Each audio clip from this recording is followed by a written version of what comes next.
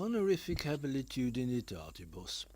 There are several videos on YouTube about the long word in Love's Labour's Lost by Shakespeare, but none that I've discovered that explain the secret code.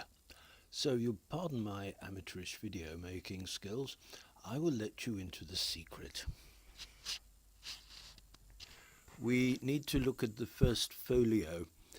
Shakespeare died in 1616, and the works were first published in collected form in 1623.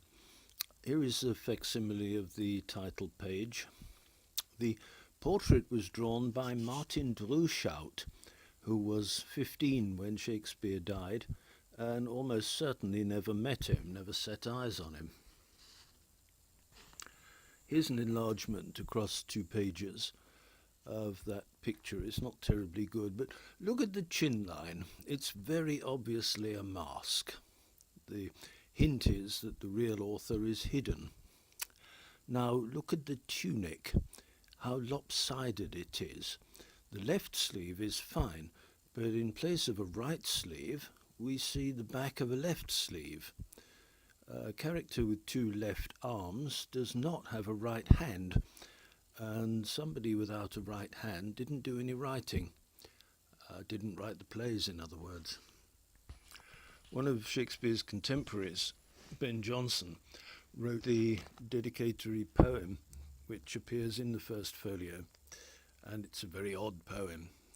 It says, "This figure that thou here seest put, it was for gentle Shakespeare cut, wherein the graver had a strife with nature to outdo the life. It outdoes the life. Something odd about it. Oh, could he but have drawn his wit as well in brass as he hath hit his face." Some people would say he hath hit his face is an odd thing to say, and sounds more like he hath hid his face. The print would then surpass all that was ever writ in brass. But since he cannot, reader, look not on his picture, but his book. It's an invitation not to look at the picture, is it? Don't look at the picture, just value the plays, because the picture doesn't show the truth. Have you noticed the oddity that a codebreaker would jump on? Look at the W's in wherein and with and wit and well, and compare those with the W's in line 9, all that was ever writ in brass. For some reason the printer has made those W's out of 2 V's. They're not single letters. So when you add up all the letters in this poem, including the line to the reader, and right down to the signature, B.I., because there was no J in the alphabet at the time. Ben Jonson signed himself Ben Jonson, I suppose. There are 285 letters. But if you add in the 2 extra letters that the printers put in those 2 W's, the total is 287. 287 seems to be a number that will be important to us, so we'll remember it. Let's move on at last to the long word. It is on page 136 of the first folio, and here is a reproduction, which I know you can't see very well, but we'll do better in a minute.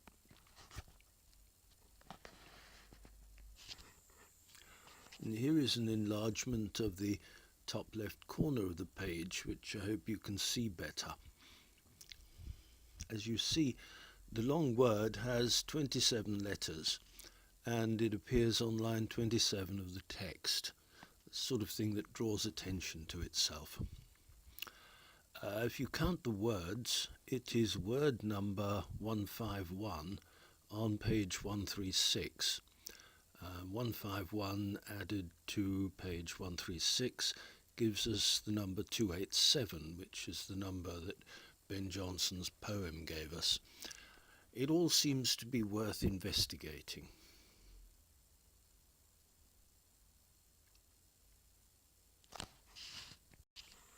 But before I go on, I just want to pause and take a look at line 33.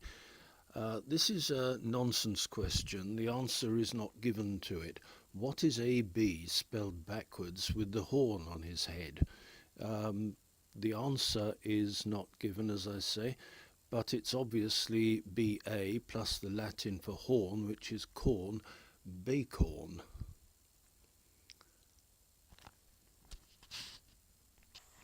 We look at modern printings of Love's Labour's Lost, we find the character page has somehow transmuted into the character moth.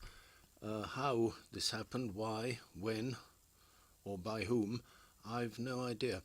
It doesn't matter. The moth recalls the French word mot, which means word.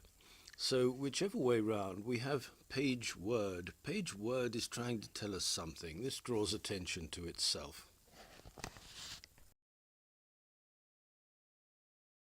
Okay, we get back to the long word. Here's a standard thing that cipher people like to do with puzzles and ciphers. They put numbers up against letters of the alphabet and they see if anything happens. So here we have A is 1, B is 2. Remember, there was no J in the alphabet at the time. That's why the J is missing here. And here we are, as if by magic. You add up the numbers of the letters in honorificabilitudinitatibus and you arrive at 287, which is the number that Ben Jonson hinted to us in his poem, if you remember, and is also the sum of the page number 136 and the word number 151. Looks like we're on to something useful. And so we can be fairly confident we're looking at the right word. There are too many coincidences pointing in the same way. We start looking for anagrams. By the way, honorificabilitudinitatibus is not a made-up word, especially for the Shakespeare play. It appears in a Latin dictionary published in the Incunabula. That's the very early days of printing. Then published in a dictionary by Uguccione, a Latin dictionary, published before 1500, so well before Shakespeare's time. This is the anagram that we come up with. He ludi, these plays, F baconis, baconis is the genitive form of bacon, in the anglicised form, nati, born, past participle, tuiti, are preserved.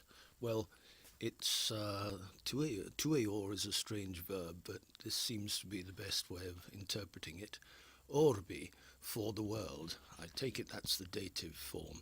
We know the Pope's address always goes out, urbi et orbi. And here, anyway, here is the anagram that we come up with. He ludi F baconis nati tuiti orbi. But, aha, I hear you say, how do we know it's the right anagram?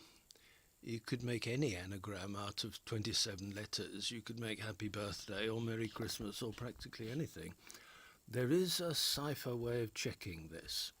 What you do is add the letter numbers of all the first letters of the words to all the letter numbers of the last letters of the words and see if anything interesting happens that confirms your suspicion.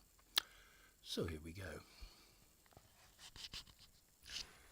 So as we see, we add the number for H to L to F to B and so forth, all the way down the first letters and all the way down the last letters of the words, and they add up magically to 136, which means that all the remaining letters add up to 151. 136, you'll recall, was the page number.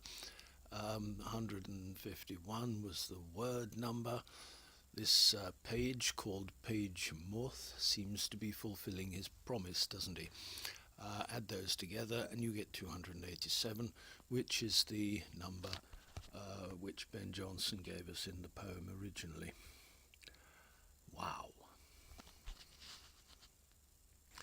And just to go back briefly to line 33, which was the question that Page Word asked, what is AB spelled backwards with a horn in his head? We said the answer was bacon, and if we add the letter numbers for the word bacon, we get the number 33, which is appearing on line 33. It seems to be a confirmation of that. 33 was Bacon's alias in many ways. He used to sign himself 33. It was his number in Freemasonry. He was one of the leading Freemasons of the day. And he also seems, according to the messages in this text, to be the author of the Shakespeare plays. People dismiss all this as coincidence, these messages that Bacon wrote the plays, but if there are just coincidence, then you really ought to be able to find an equal number of messages throughout the plays that Justin Bieber wrote them, or that Mary Poppins wrote them, but you don't. What you come up with in these codes all over the place is Francis Bacon wrote them.